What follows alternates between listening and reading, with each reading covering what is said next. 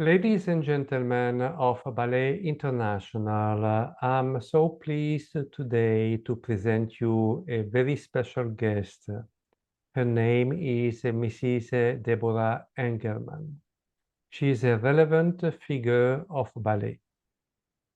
I think that now she works in the United States.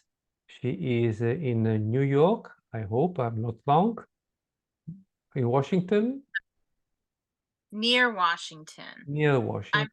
I'm in I teach in Maryland, Yes. in in Baltimore, Maryland, which is about 1 hour away from Washington, DC. Okay. And she's going to highlight and explain how she started ballet and then how she became ballet teacher, coach, and choreographer. So it's so nice to have you, Mrs. Deborah. You are welcome in Ballet International. How are you doing? Well, first, thank you so much for inviting me. I am doing well today. Um, I'm happy to be here, so I'm doing well, and I hope that you're doing well also. I am fine. I'm so happy to have you online. Uh, Mrs. Deborah, how did you start ballet at your early age? Well, I first started ballet when I was 5 because my mother took me to dance classes because I was so flexible, honestly. And the doctor told her that I would be good, I would succeed in ballet or gymnastics. Yeah, So she took me to ballet classes and gymnastics classes. And then when I was 8 or 9, I had to make a decision between the two. And because I was getting more serious and I needed to be in class, daily. So I chose ballet. It was an easy decision because I loved it and the music. It was so obvious to me. Of course, I chose ballet because it had the music. yeah. So, Yes, while in gymnastic, you don't have the music. right, right. And how did And you, sorry, how did you feel when you first started your first ballet class when you were a child? well, I don't remember my very first class ever. However, I do remember the first little end of the year concert or recital that I was in, and I was very young, and the teacher used the music, even though this was just an end of the school year performance. The teacher used the music from Waltz of the Flowers, the Tchaikovsky from Nutcracker. And in that moment, when I that music, I was very young. I was probably 7 or 8, and my heart just exploded. And I don't think I've ever recovered from that moment. I just thought that's amazing. And I remember just loving being able to move with the music and express the music as I moved. When I was very young, that's what, for me, it was always very much about enjoying the music and getting to express the music. Yeah. And how did you feel when the audience started applauding after the performance? Um, most of the time, I felt numerous emotions. I used to feel very happy, but I also felt maybe self-conscious or a little bit. I never understood why people would clap so hard just for me and saying um so I loved the attention, but I also sometimes was, honestly, if I'm going to be very honest, was a little bit, I don't know if embarrassed is the right word, but self-conscious about it. Maybe I wanted to do the dancing and the performing, and then I wanted to just go away. I didn't need anybody to talk about me with it. And that was, did you start ballet in United States or in England? In the United States. in Baltimore. I'm from Baltimore. Yeah. I started at a very small, not a professional training school, like a recreational school. Yeah. And then when I was about 10 or 11, my teacher said, I can't teach you anymore. Like, I don't have any more because you've already, you know, learned everything that I have to offer. You need, if you want to continue to progress, you need to go to a professional training school. And luckily, at the time, there was a professional ballet company. It was called the Baltimore Ballet, which there is a Baltimore Ballet in Baltimore now. There's a school that's completely unrelated to the school that the company and the school that was in Baltimore in the 1970s and the 1980s. Good. So this is a very different enterprise. But Your so first it teacher was very honest with you. Your first teacher has been very honest with you. yes, his name was Wally Saunders. He's not with us anymore, but he was really wonderful and very honest. And he sent me, he said, you need to go to a ballet training school. And he sent me to what was the Baltimore Ballet from which had been the Maryland Ballet, but he sent me, and that was a Royal Academy of Mm. Dance school, an Wow. RAD school under the direction of Wendy Robinson. And so I took the RAD exams, etc. I moved there, and it took me a few months to adjust to the program when I was 10 or 11. To get familiar with the RAD and with the new school. With the new school, with I wasn't accustomed to the strictness of the class, and I didn't understand it. I adjusted quickly. It took a few months, but I didn't understand. We had uniforms, and especially right learning, I was moved quickly into, besides daily technique classes, the syllabus class Yeah. to take the RAD exams. And I'd never taken exams in ballet before, so just learning to memorize the combinations and the exercises that we had to do. It Yeah. took me a few months to adjust to how rigorous and demanding and strict that program was, but I ended up loving it. I stayed. So I loved it, but it And took a few how months. and how was the exam? I loved the exams. Once I did them, I actually loved them. It was I loved I loved the chance to show, we had teachers come from England, fly in from England to give the exams. And I was nervous, but I remember I loved the chance to show how much I had learned. And I was lucky. I did well. I think I got like commended grades, and I did well.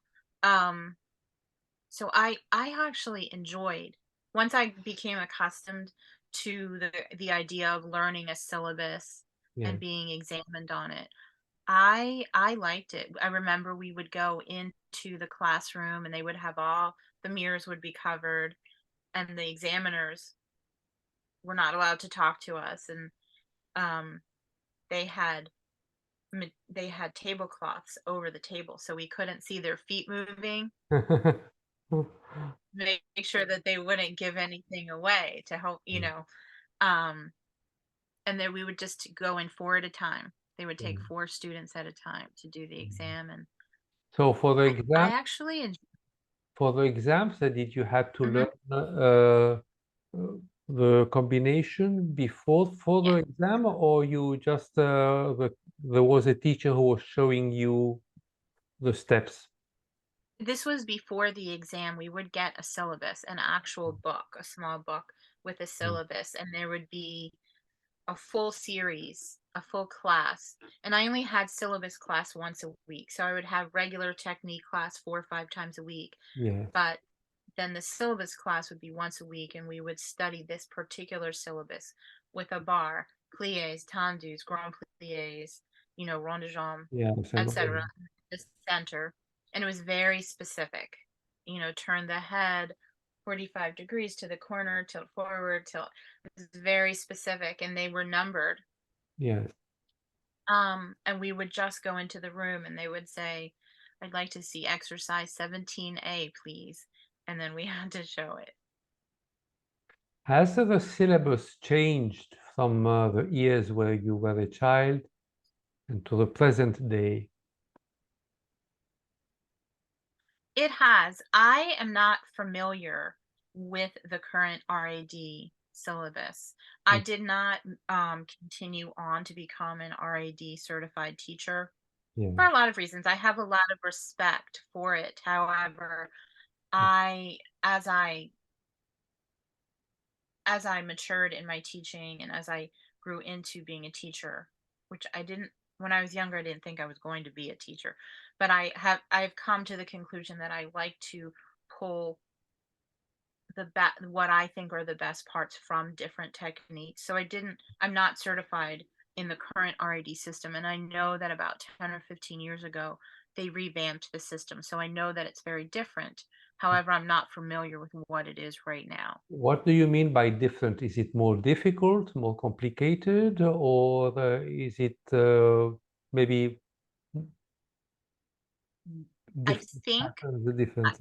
again, I'm not fully familiar with what is currently the RAD system, but I believe that it is based on Vaganova currently. I think they switched about 10 or 15 years ago, and it's very similar Mm. to a To the Vaganova Russian, technique. yes. Russian, yes, yes. However, again, I don't want to claim that I am an expert on their current syllabus at all. Yeah. So I don't want, this is just what I think. Yes. So, how many years did you study in the second ballet school?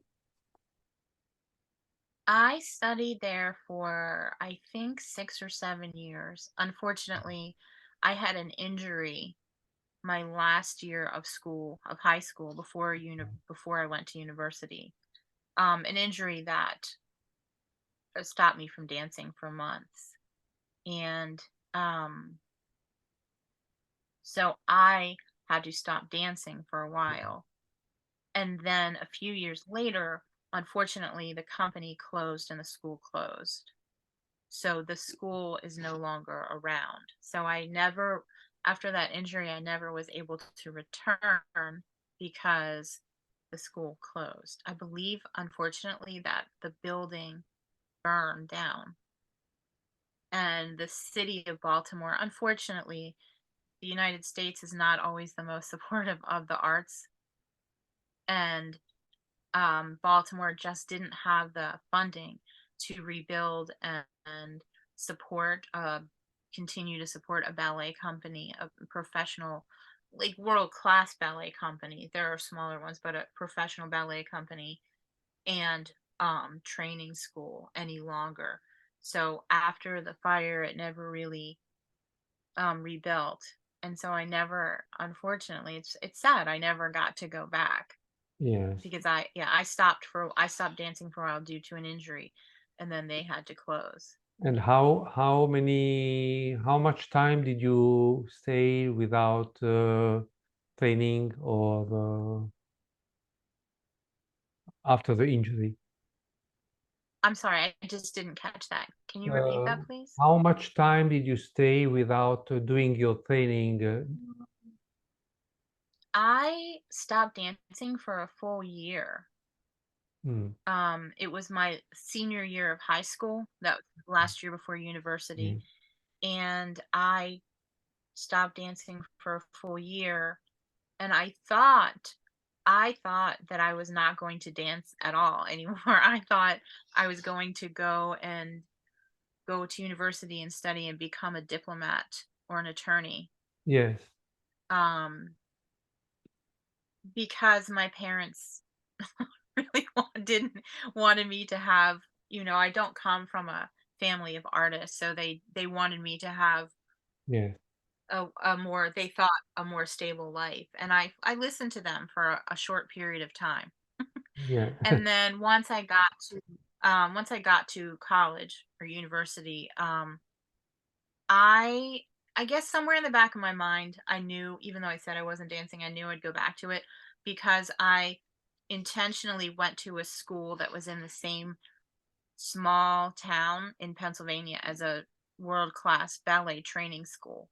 Yeah. And I went right back to taking classes with the faculty of that school. The faculty of that school would come onto campus and teach our classes Yeah. sometimes.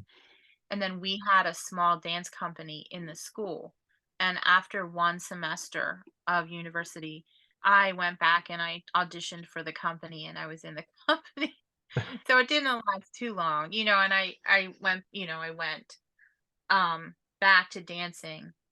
But even then I told myself for a while that it would just be for fun. Yeah. Although,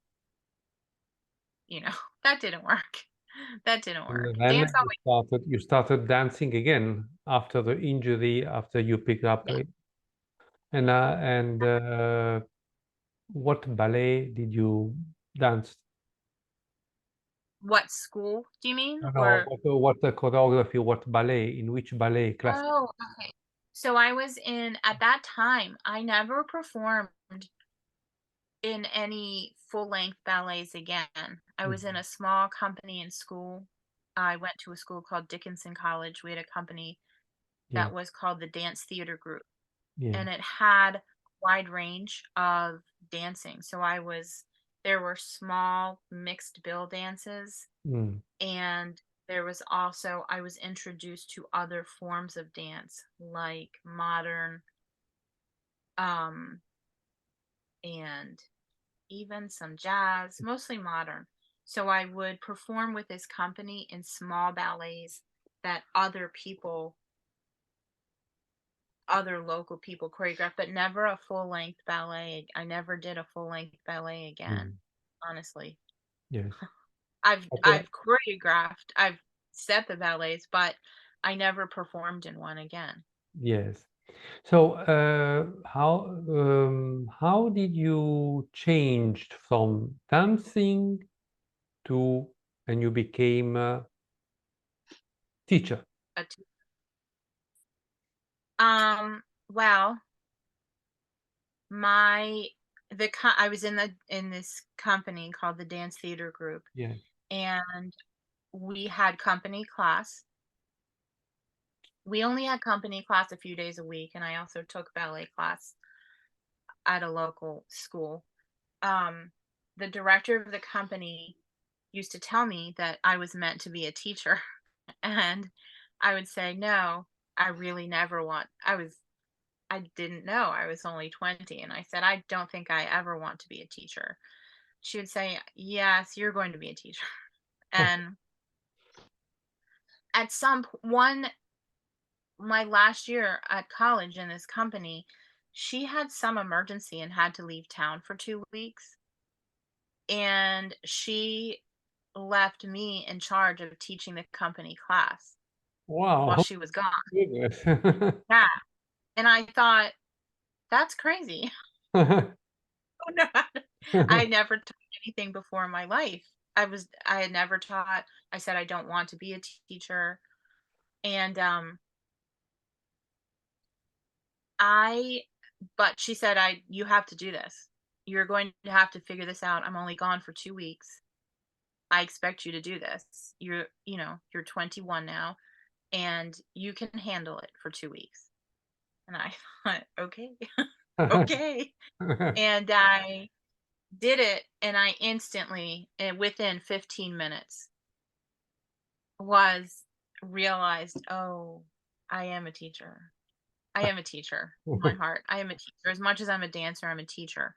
And so then I continued to teach. And then after college, I went because I didn't have any kind of Yes. teaching experience. I had danced and I had taught a few classes for a few weeks. So when I came back home, I went and continued to take ballet classes, but I also enrolled at a university in Baltimore back at home Yes. just solely for in their dance education program Mhm. to learn how to be a teacher as well, to study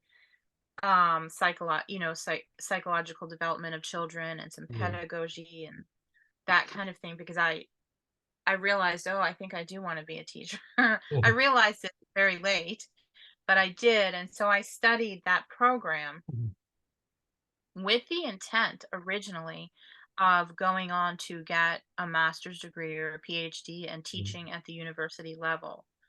However, I started teaching um, younger people, like 12 and 13-year-olds, um, as a requirement for getting this Yeah. degree. They require that we studied, and I realized that was the age that I really preferred to teach, and I didn't want to teach at the university level anymore. I wanted to teach kids who were not young kids. I don't teach anybody really younger than 11, but up through professional level who were training. I Yes. don't only professional, in professional, but most of the students I Yeah. teach have professional goals, and I realized that I preferred that.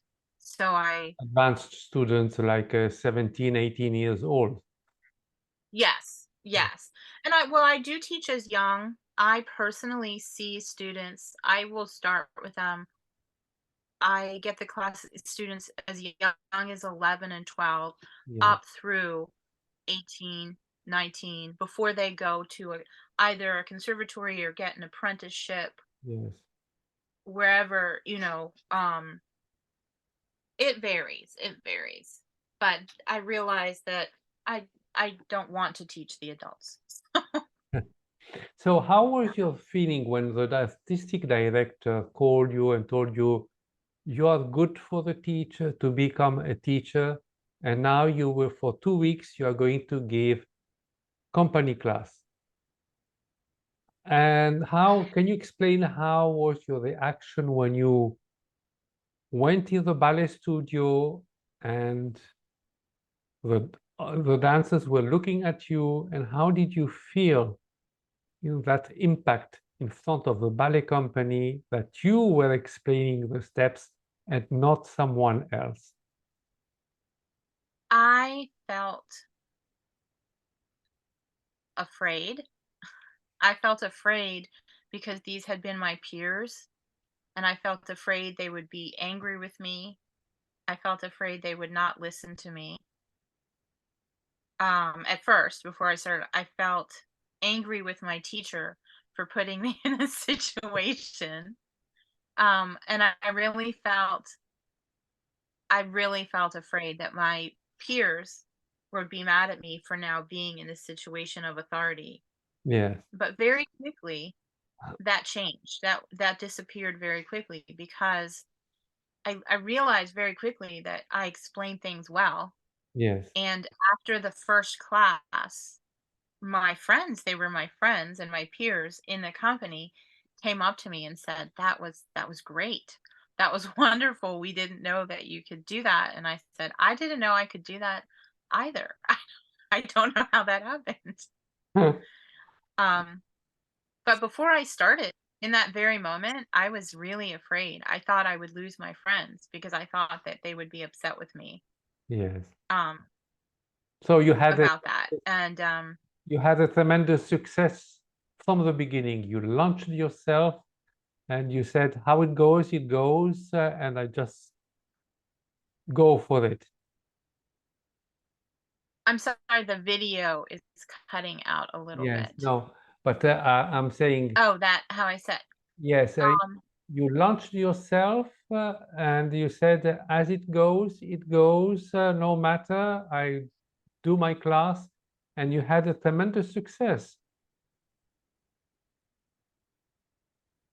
I did. I did. It was really successful, and I I've always been somebody who, even if I'm afraid to do something, I will often do it anyway. If I well, at the time, I had the director of the company telling me I had to. So I didn't really have it, but even if I think it's a good thing for me to do, I will do it even if I'm afraid. So, and it turned out that it worked out really well. So I did it, and then I continued that for a few weeks, and Yes, then I ended up realizing I wanted to study the education end of it more. Yeah. so that I could be the best teacher that I could be. Yes. So this is how everything started with the teaching. It is. That is exactly how it started. Yeah. So how many years now you are teaching?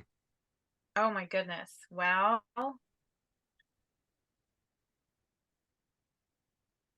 about I am older than I want to be. About 32 years. About 32 years. Well, Yeah. bravo. Um, 32 to 33 years that I've been teaching now. I started Yes, after that when I first went and studied actual dance education at a university.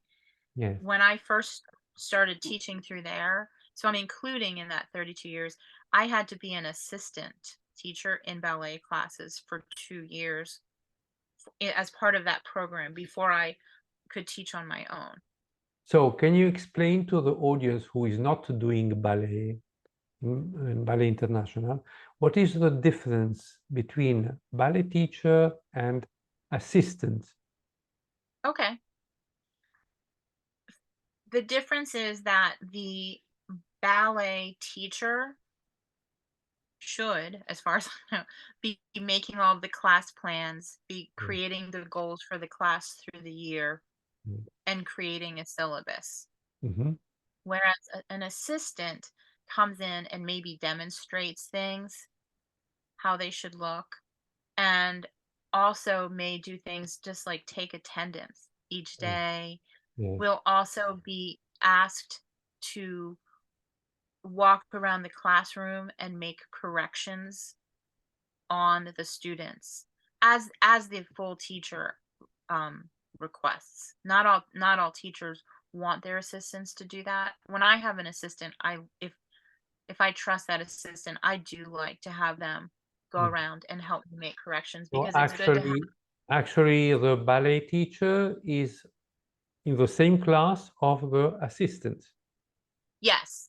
I'm sorry. Yes, in the same classroom at the same time Yeah, so that there are two people in the classroom. The teacher is fully leading and has made the lesson plan, has set the curriculum, yeah, and the assistant is in the classroom acting as a demonstrator or and also walking around the classroom and helping to make corrections, like making sure the shoulders are in place yeah, or that. Yeah. yeah. So now with after 32 years that you are teaching, beside the LAD and all the different type of teaching and syllabus, did you did you create your own type of syllabus when you give a class, sort of your own choreographic steps in the class to help the students, to help the dancers? I absolutely have. I absolutely have. Um as I continued teaching and also taking classes, I came to believe that there are aspects of many different techniques that are really helpful. Mm, And I decided to create my own syllabus, not necessarily a syllabus, my own curriculum, my own methodology of yeah, teaching that I believe is the most helpful as is most helpful in training the students. We see here in an American school, I think you have to adjust your teaching for the students in front of you. But mm, in an American school, um, and teacher students in the 21st century, I think that you also have to adjust to the time frame. I decided my curriculum, the way that I teach, it's heavily conditioning based. yes, I think it's really important to train students in how to do what they do. yes, How do we hold the alignment? Not just say pull up or align yourself, but how do we do that? Which muscles do we locate? And I believe in creating exercises that help them feel that, or how do we turn out? How do we do that? So I incorporate conditioning into 5 to 7 minutes of conditioning into the beginning of all of my ballet classes. Yes. Um, and yeah, I've got a very specific way that I developed to over time to Yes. train students. And how did you manage, for, for instance, how do you manage when you see that there are some dancers who don't understand what you request, what you want during class? Hmm. I try to request or explain a concept or a new step in at least 3 ways. Everything everything that I try to explain, I try to make sure that I can say it 3 different ways. So if I see somebody who does not understand what I'm saying, I try to find another way to say it. Hmm. I try sometimes I use visualization. Yes. Sometimes I try to do it in a more kinesthetic way.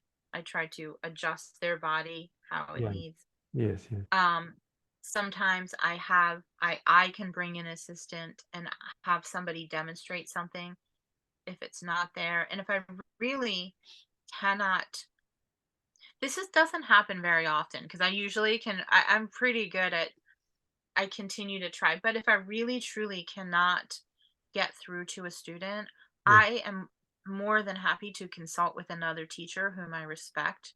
Yeah. Um, I think it's very important not to think I'm the only one who can do this well. And sometimes people just don't always communicate well with each Yeah. other, two people, you know. And Yeah. so if I'm really struggling, this doesn't happen very often, but if I'm really struggling, I will reach out to a teacher, another ballet teacher whom I respect, Yes. and ask them if they have any ideas on how to help.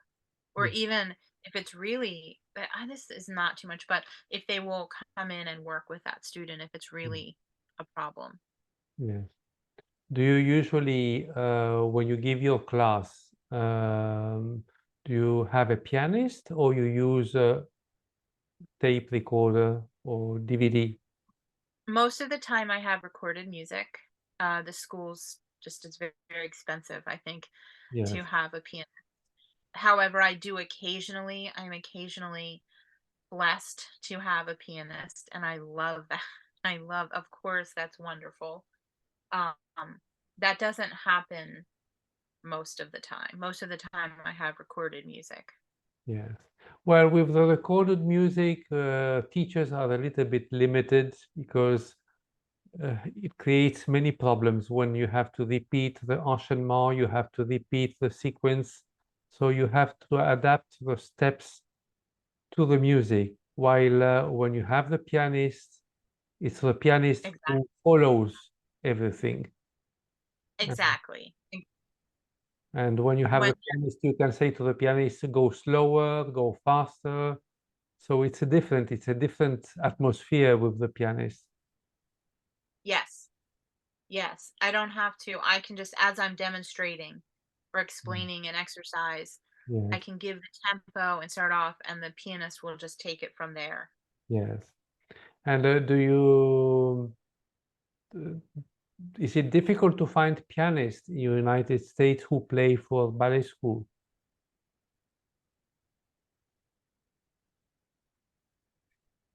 Yes, it's not terribly. I think it's easier in New York City than it is maybe, in Maryland or DC. I don't usually, because I don't own my own school, I Yeah, don't have to do the hiring yeah, of an accompanist. So I'm not an expert on how hard it is. I know that it's sometimes hard to find um, pianists who are who will stay with you for a long period of time. yes, So maybe you'll have them for a year, but then their schedule will change because often they're musicians who want to play and perform themselves, and so if their schedule changes, so sometimes you Yeah, can find them, but it's hard to hold on to them for a long time. yeah. So, in the different ballet schools that you are teaching, Mhm. what is the majority of students? All from United States, or you have also from other countries? Mm.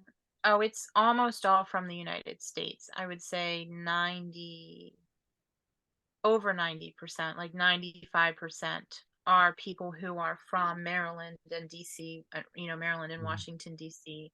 Yes. Um, yes.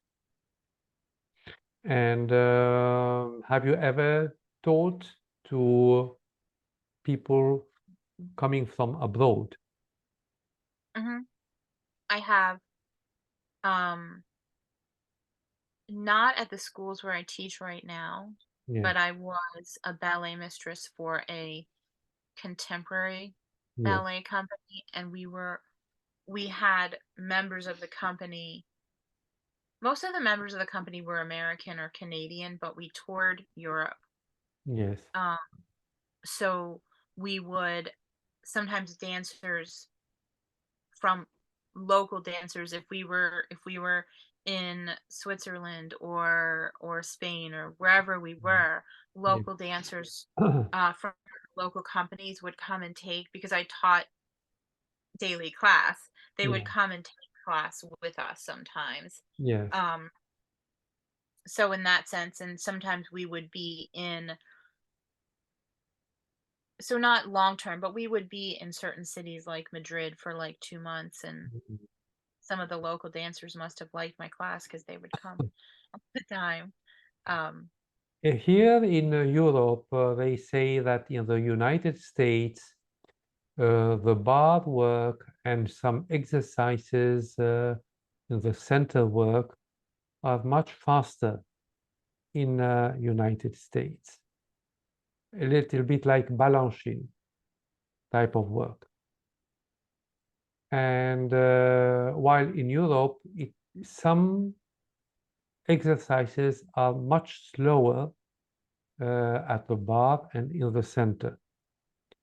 So many young dancers, when they travel to United States, they have a very strong impact and difficult impact uh, by getting familiar to this new type of, quickness in the technique, which is very good also because it makes your brain work faster than your body. So do you agree with this? I mean, that dancers have difficulties coming from Europe and adapting themselves in the technique of United States. I think that the I will qualify this and say that, this is not every dancer, but often dancers from Europe at first have, we say, a shock to the system. It's hard to adjust at first. However, I find that over if they're well trained, they adapt quickly. Mm, They adapt quickly. yes, Um, so I don't see European dancers struggling long term with yeah, it. I see it being a surprise, not always, but a surprise. And then again, the well-trained dancers adapt quickly. mm. Well, that is true, and I agree with you. I agree. Have you ever been invited in Europe to teach? No, I do not. No, I have not. I don't think anybody. No, I would love to, but and I taught when I was on tour. I was in Europe, but that was all. It was an American. Yes. It was an American company, but I've never been invited by into Europe by a European school or company to teach, no. I But I think would it be happy. would be, I think it would be a good experience for you to to try to teach in Europe, you know, for even short terms, for summer courses, summer classes, or in ballet academies or in ballet companies. It will be a good experience for you also. Maybe I will look into that. I hadn't I hadn't considered it too much, but I would love to, and I do speak a little bit of French. So un tout petit peu. Un tout petit peu. I Et, do speak. and I have been viewing a beautiful video while you were explaining something about Cecchetti, how the arms position were, the arabesque, and I was really impressed by the quality of the video, but also in the way that you were explaining each single movement and the psychology that there is behind each movement. And so I'm really, uh, how can I say, I congratulate to you because you have a Thank special gift to explain things, either in the video, but I imagine that this potential that you have is very good in your teaching. thank you. Thank you. I do think I am a gifted communicator. That is very I important, you know, for the ballet teacher. I think that, and I also think that I understand that my job is not only ballet. My job is also the students. Hmm, And I find that sometimes teachers forget one or the other. hmm, I agree. And I take very seriously that my job is both parts of it. My job is maintaining the beauty and the history of the ballet. My job is also making sure that the human beings who are standing in front of me understand it fully. Hmm, And I have to be the one to impart that. yes, And I take that seriously. So maybe that's why I'm willing to make an effort. I agree with you, and I understand you very well because it is very important what you're saying now. The students and the teaching. Mhm. And how did you start choreographing? Oh, okay. Well, when I was in college at university, and I joined that dance company, they actually invited me to choreograph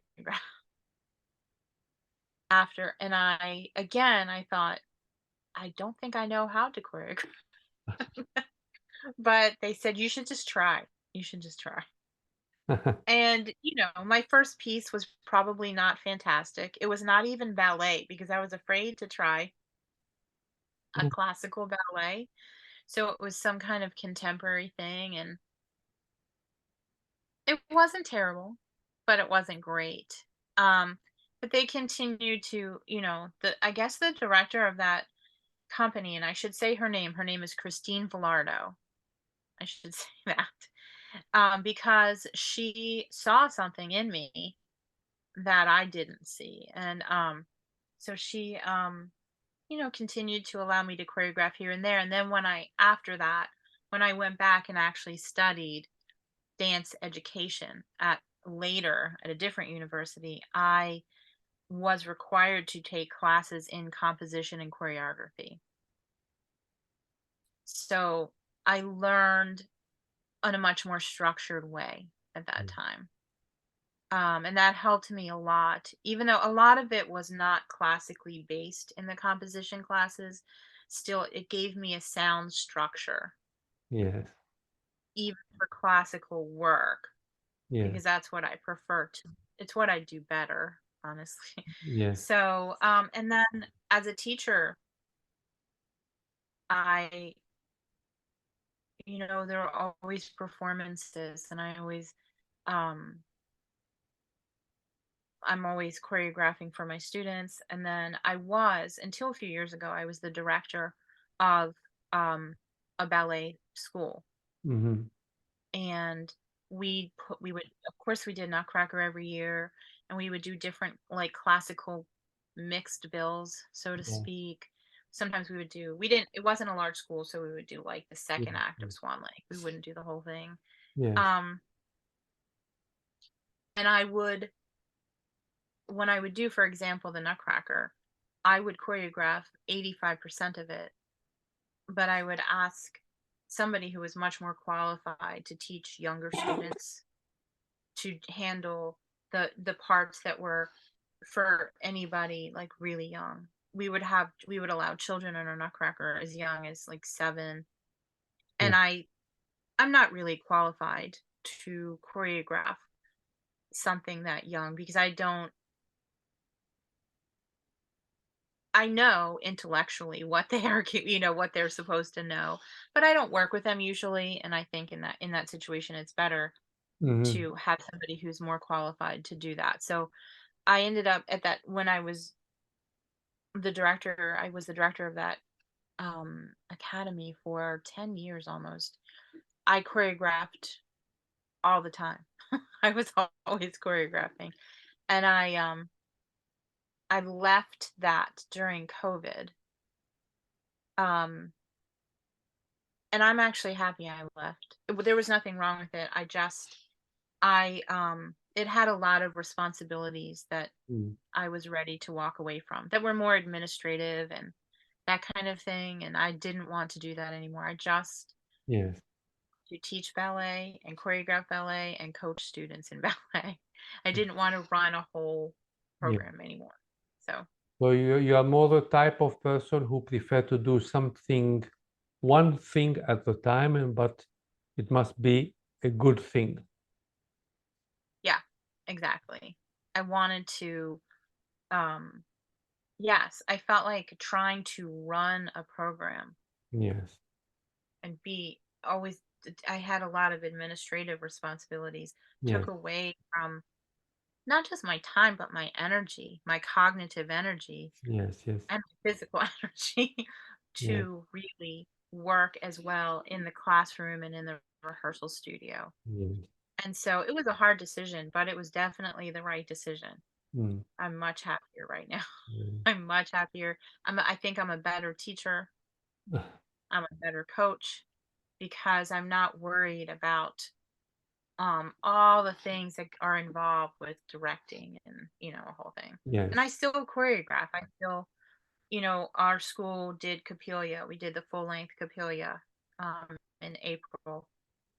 And I'm not the director, but they know that I'm capable. So they asked me to choreograph. We did some original choreography and some, but we did a mix, but to Yes. choreograph some of the core scenes with the friends. And I coached Capilia.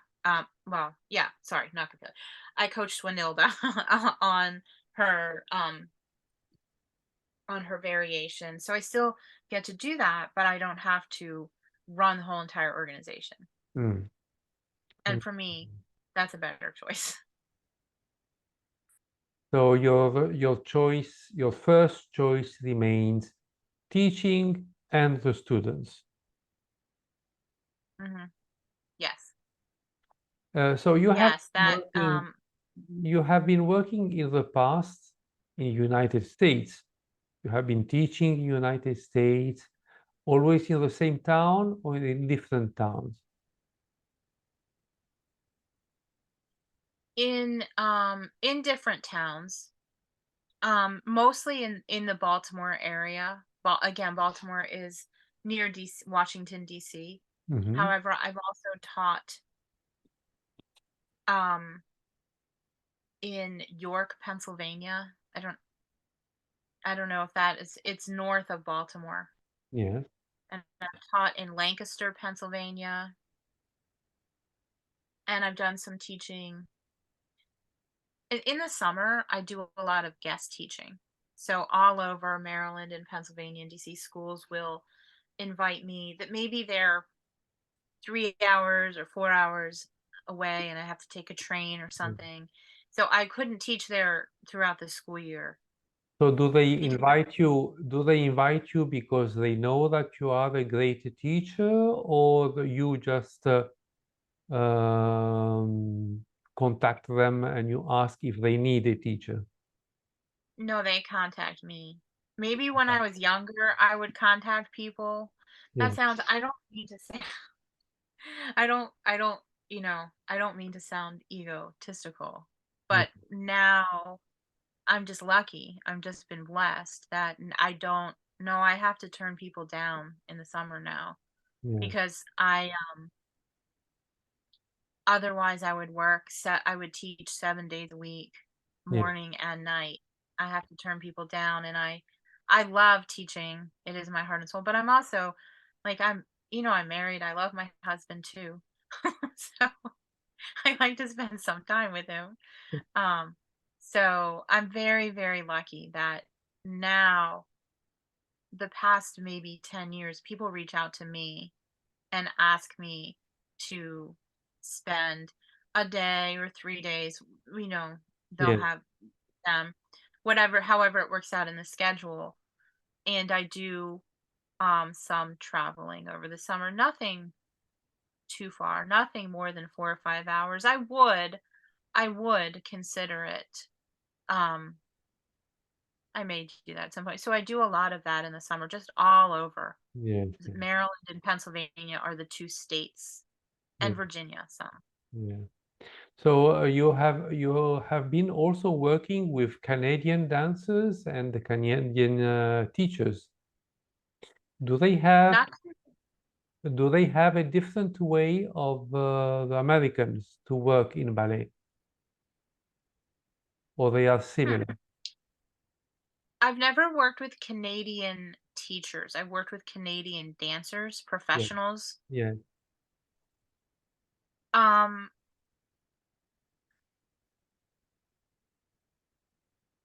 I know it's a difficult question, but I know that's a difficult question. I'm trying to think.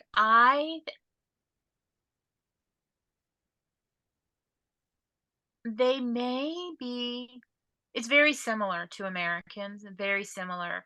I think though that the difference is maybe it comes out in the way they conduct themselves in class. They're a little bit, I don't know, nicer. They're very polite. They're nicer. Um, they seem more, maybe more happy, more content yes. than, but not by a lot. It's very similar. But when I think about the Canadians with whom I've worked, they, as far as I don't mean that they really feel this way because I don't know. I wasn't close friends with them, but as far as how they handle themselves in the classroom and on stage, they maybe seem a little more content Yes. than the American dancers. Um, and that may be part of just the cultural personality. Yes. Yes. Canadian people are tremendously polite and Yes. nice Yes. all the time. I don't know. They really are. So Well, maybe yeah, this is what I heard also, that in Canada, the in the ballet field, the artists are very polite and they're always smiling and always cheerful. yeah. Uh, uh, That's what I mean. That's, I guess, what I would say. But, and I don't know if this is all across the entire United States or just all the students I've known. yeah, Whenever we're at maybe like competitions or things where there are groups of Canadians, yes, they're always really great. They're always wonderful dancers. And my students always joke. Lots of my students have joked, though. They always say, of course, the Canadians are so good because it's so cold up there that they have to be inside dancing. But that's something I'll say also, like, and I don't, I'm sure there are Yeah. bad Canadian dancers like anything, but that Canadian dancers are very good. They are wonderful dancers. Yeah. Well, that is true also because in Canada and in United States, you do have wonderful dancers with great technique.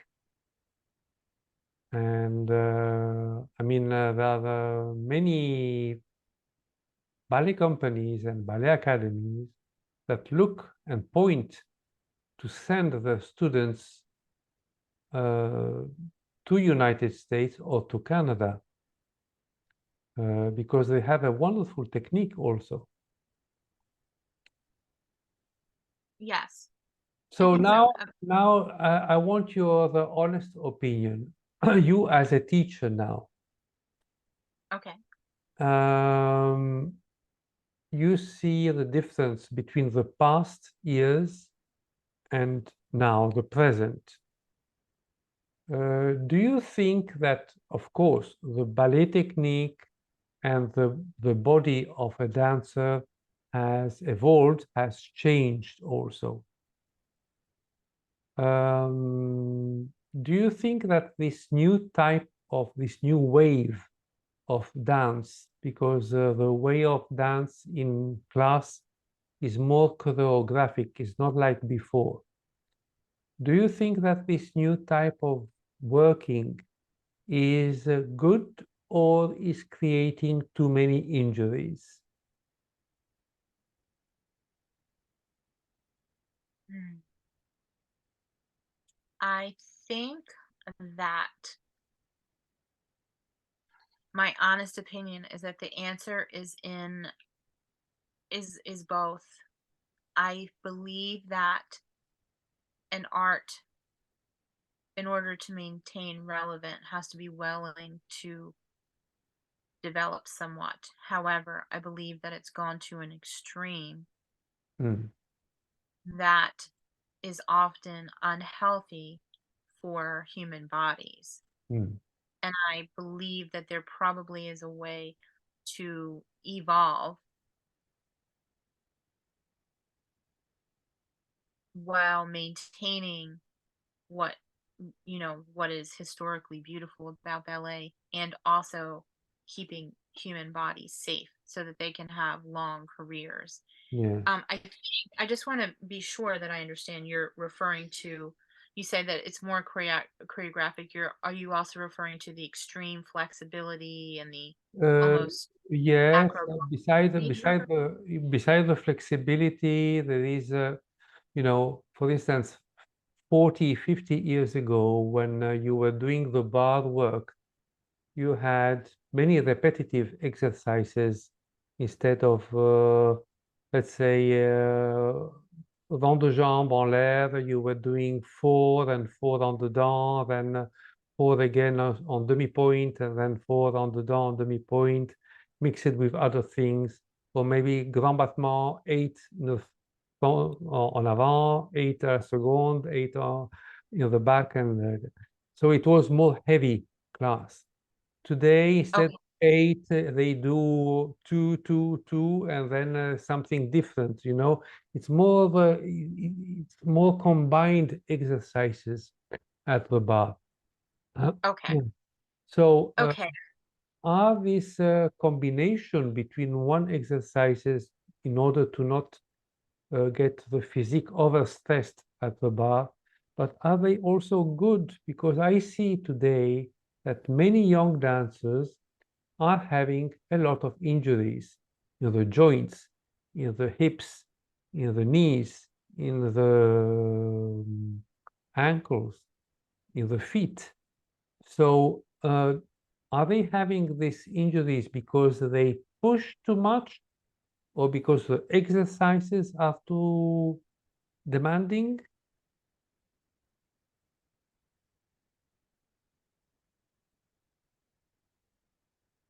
Again, I know I think it's because I think it's both. I think that sometimes they push too much to sort of push too much to be too flexible, to do too much too soon, Yeah. and to do literally physically do more advanced exercises than they have been developed and trained to do. Yes. So to do that. But I also think that sometimes it's because they are not trained doing enough foundational work to be able to do the more advanced work. Mm. So I think that that is a problem too. I mean, I know that I personally probably teach a class. My classes are probably more old school, I don't Mm. than your typical current day ballet teacher. Yes. Um, they are slower. Yes. You said the bar. I do. It's not that I never do fast. I expect my students to be able to do fast footwork, but I start slower at the bar. They will do far more tendus and dégagés and glissé in my class than they will do in any repetitively. Um, because I do think that it's a lack of foundational preparation work over a long period of time, developing the correct muscles, Yes. and each day, short period, not not warming them up or strengthening Yes. enough each time. That also can lead to more injuries because dancers are trying to do things that maybe they're not warmed up enough to do that day, but also in the long run are Yes. just not strong enough to do safely Yes. yet because they haven't been trained Yes. properly. Yes. Well, I agree with you. Once I have been giving a class to students, to advanced students, and I only had 3 days to give class. So the first day, I told them, look, instead of doing ballet, a ballet class, you will do a postural gym class, which is a mix between, it's like if you are doing a stretching, a series of stretching movements mixed with yoga and the floor bath. Okay. So they didn't know what I was talking about. And so the class usually is between 1 hour, 15, 1 hour and a half. It can go also longer. It depends how is the strength of the students. And they felt completely different because before doing the bar, you need to have a good stretching and warm up. There are many dancers who go at the bar, even the professional one. They go in the ballet studio 20 minutes before. They do their own type of stretching routine movements that they do, which is not enough because the body is not warm enough. The joints are not warm enough. So I don't know if you agree with this, that sometimes in a ballet company or in a ballet academy, they should give a sort of warm up class before. I think it would be nice. I think part of the problem that we're dealing with is I think it yes. In principle it's a nice thing. I think in practice it's hard because I know like my students come directly from school, Mm.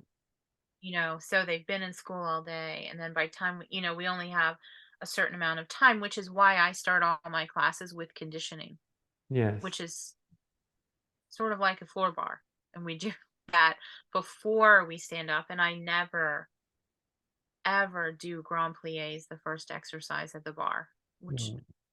um so I do agree with you. Mm. I'm not sure what the solution is, but I do agree with you.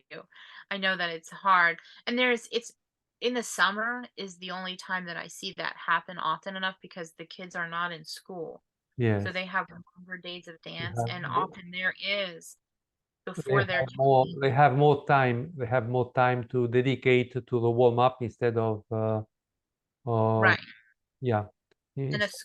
a school will schedule before ballet class, Yes. there will be like Pilates or conditioning or something along those lines Yes. to prepare them. But in the school year, it doesn't happen very not often. But I agree with you that it would be very helpful. Yes. It would be helpful not only for the schools, but also for the ballet companies. Because there are Yes. some ballet companies in which they do Pilates, they have all these machines to elongate the muscles, to sort of muscle training. But it's not the machine who must work, it's the body who must work. So in my opinion, when you do your warm-up, you have to feel the warm-up from inside the body. It's not the machine who is going to warm up your body. Yeah, Right. in Pilates is different. So, what are your future plans? What are your future dreams for the teaching, for the students, for eventually to choreograph or becoming a artistic director of a academy or maybe a ballet company? I my future dreams. For now, I'm happy teaching and choreographing. To be um I would love to be the director of a ballet academy. Or even like, oh my God, sorry. I apologize. I have two dogs. Sorry. They were quiet until now. I'm so sorry. I would love to be either the director of a ballet academy, um, or I'd love to again be like a rehearsal director or um ballet mistress for a ballet company or a ballet. I would love to do something like that. I don't know that I'd want to be a full-time choreographer.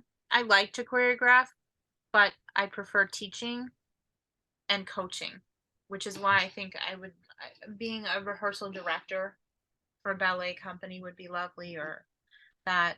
And I don't, I wrote a book about teaching ballet. That was one of my dreams. It's not published yet. It's getting published this summer. So Good. that's part of it. Yeah. Yeah.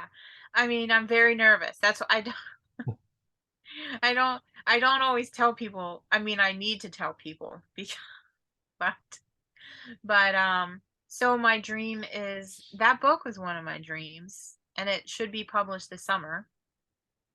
So So that you let us know on Ballet International when you will publish the book. oh, okay. Yeah. Yes, I will do that. It's called Let's Talk About Fifth, which Good. yeah. And And is the book going to be found on Amazon or it will be available on Amazon and Barnes and Noble online, but most people use Amazon. yes?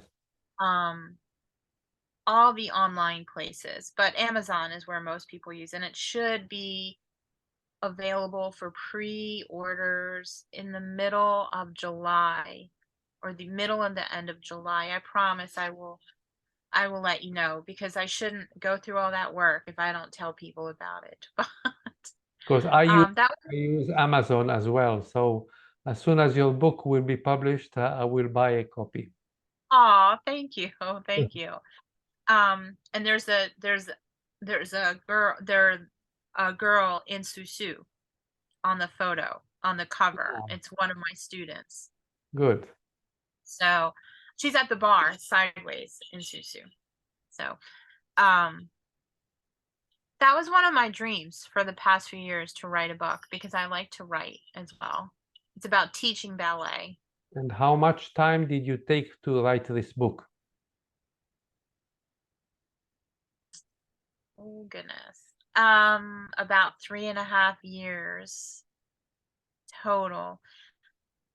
I stopped. I was sick for a while last year, Yeah, so I had to take about 6 months off. yeah.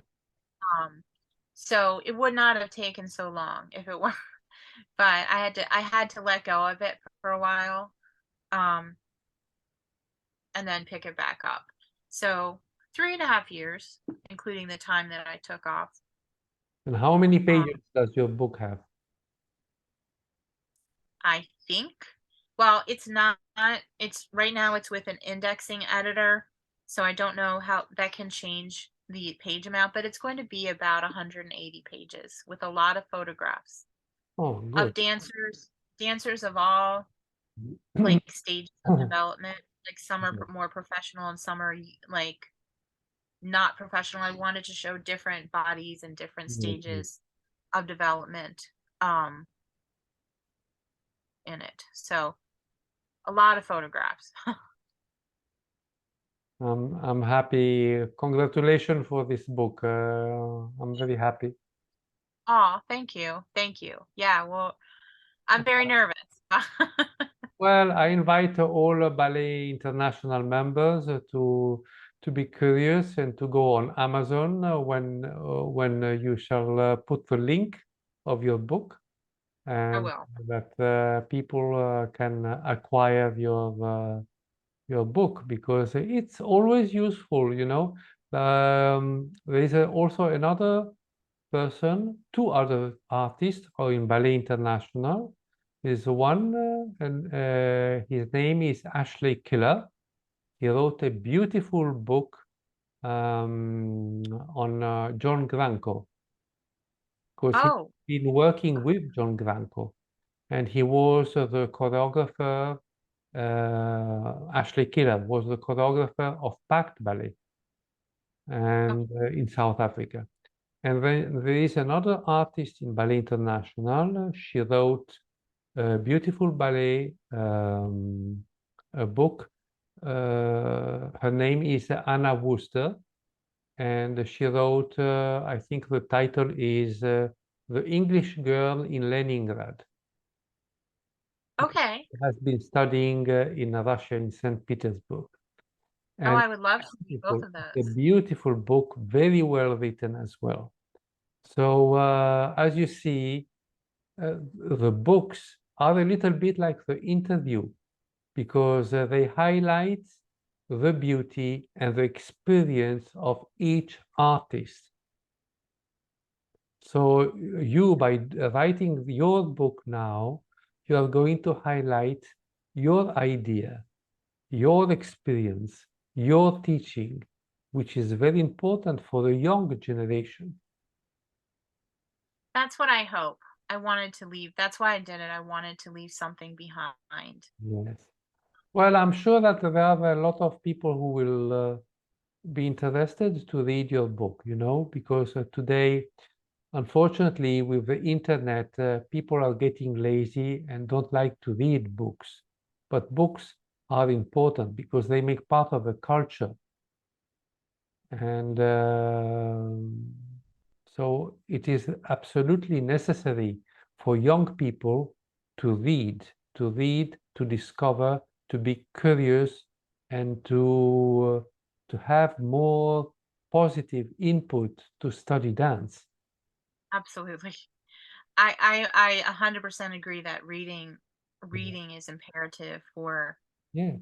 um, just I think reading it teaches you a lot about who you are because you as you read you interact with what you're reading. Yes. And I think that is really important. It's important to read about dance, but I think it's even just important to read To read any everything, to read everything. Yes. So, Mrs. Deborah Engerman, we have nearly reached the end of our interview. okay. And is there anything that comes from your heart that you would like to express to the young dancers of today, how you see them, how you see the future of ballet of tomorrow. So something that could help them to develop. Yes. This is what I would say. I have one or two things. My first thing is that I believe that people are born dancers. And if you believe in your heart that you are born a ballet dancer or a dancer, follow that. Do not let people who try to deter you from that, do not let them deter you. Mm, If you feel like it's something that you really are meant to do, even if you cannot become a performer, a professional ballet dancer as a performer, if you maybe don't have exactly the right body type, or not everybody is as gifted to be able to execute the movement as well. There are ways that you can be a ballet dancer without necessarily being always a performer. I never had a long-term performing career. mm, And so if it is what you truly love and what gives you purpose in life, I encourage you to pursue it mm, and trust that instinct in yourself. Um, that's the biggest thing that I would say is if that's what you believe in about yourself, that you should pursue it. I also would say that you have to, if you do want to pursue it, you should really make sure that you really love it, mm. because it is a difficult road. It is a difficult road. It Yes, is harder than most other professions. And so that you should pursue it only if you truly do love it, because there are a lot of easier ways to make a living in this world. So only you should do it if you should really love it, if you're going to do it, because it will be hard work, but it will be the most fulfilling work that you that I think is around, if it's what you really believe in. yes. Many people, many artists, many teachers, many choreographers, they are more keen to point on the teaching to the students, to the ballet dancers, which I totally agree, of course. But do you think that today it would be also necessary to teach something, a little something, to the audience, to people who have never done ballet, how to behave in an opera house, how to behave while they are sitting in the auditorium, how to behave during performances, you see, because there are many people who don't behave correctly during performances. And I think it would be a great, important point to teach to the audience how to behave, because there is a code to respect in the dressing, how to get dressed in the opera house, how to behave, how to have certain manners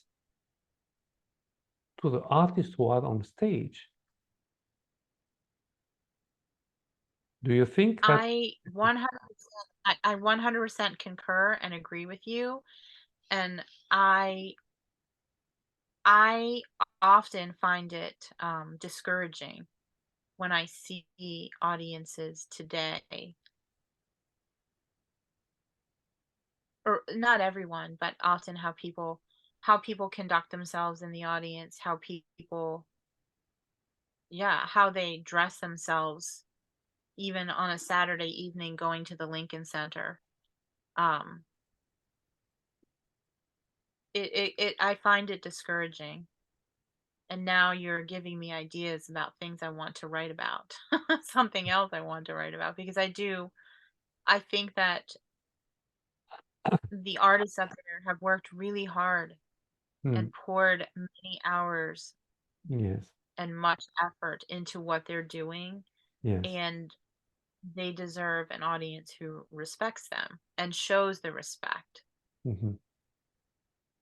Well, I'm happy that you agree with me because sometimes I have been in the opera house or just in a normal, theater where there was a gala of ballet school and or during competition.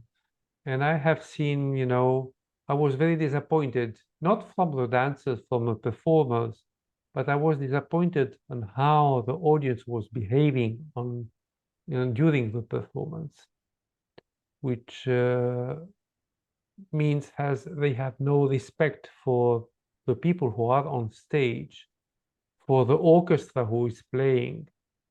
So I think there should be some rules from the beginning, when they see people who are not correctly dressed for the opera house, they should tell them, even if you have your ticket, you cannot go in, you know? And there should be a code discipline to follow. I have no problem with the dress code at the opera or the ballet. You cannot go in an opera house with a t-shirt and a blue jeans and tennis Agreed. shoes. Agreed. Agreed. Yeah. I mean, there may be certain extenuating circumstances, but overall, I have no problem. I would be happy to have a dress. There are some places I think that have a dress code Yeah, still. Not a lot. not a lot, not a lot. Is there anything that you would like to say as a message for ballet, but especially for the people who are in the group of Ballet International? Well, first, I would like to thank anyone who's been listening to me talk for the past hour and a half. So, first of all, thank you. But also, I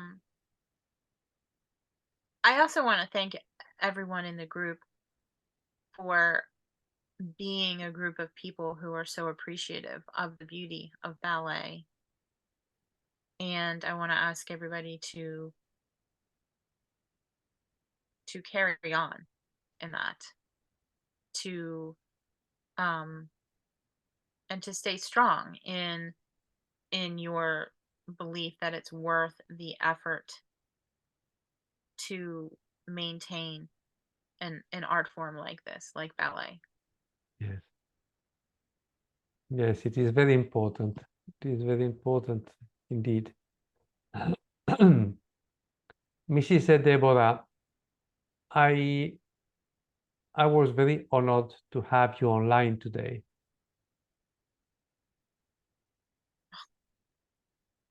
And what you Oh, have, thank you. The honor was mine, sincerely, but thank you.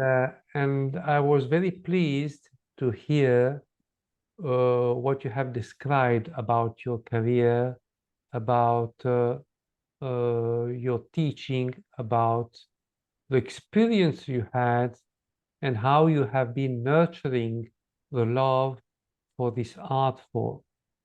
So please, in the future, whatever you do, keep this love like a lighthouse in your heart, I because will.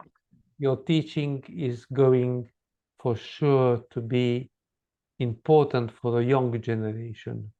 Never give up. Whatever life difficulty might present to you, just go and do it and do it and do it with all your heart. Never stop. I won't stop. I won't stop. Okay? So, Mrs. Deborah, thank you again for the participating to this interview. And I do hope we stay in contact in the future. And Absolutely. if one day you should come and visit Rome, you let me know. You are mostly welcome. I will. And the same to you in the United States. You are Thank you very much. Merci beaucoup. Ah, merci beaucoup à vous aussi. Merci. So, ladies and gentlemen, I hope you have enjoyed this interview with Mrs. Deborah Engerman, who is in the United States. She has started the interview at 3 o'clock in the afternoon, and while in Rome, it was 9 p.m. So now I will upload your interview on YouTube channel, and I will send you the link in order that you may forward the link to all your friends and to all your students and to all the people that you think it would be a good idea or not. You will choose, you will decide. Thank you. Thank you. So all my love to you, and please keep working hard, always. Thank you. And thank you so Okay? much for what you do, highlighting the art form of ballet. Thank you. So you stay online for a little moment. Yes.